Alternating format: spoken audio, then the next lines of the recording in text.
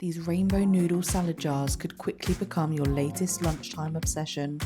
Make the peanut sauce with smooth peanut butter, lime juice, soy sauce, agave syrup, and a drop of water. Stir until combined. Grab some food prep pots and add some of the peanut sauce to the bottom.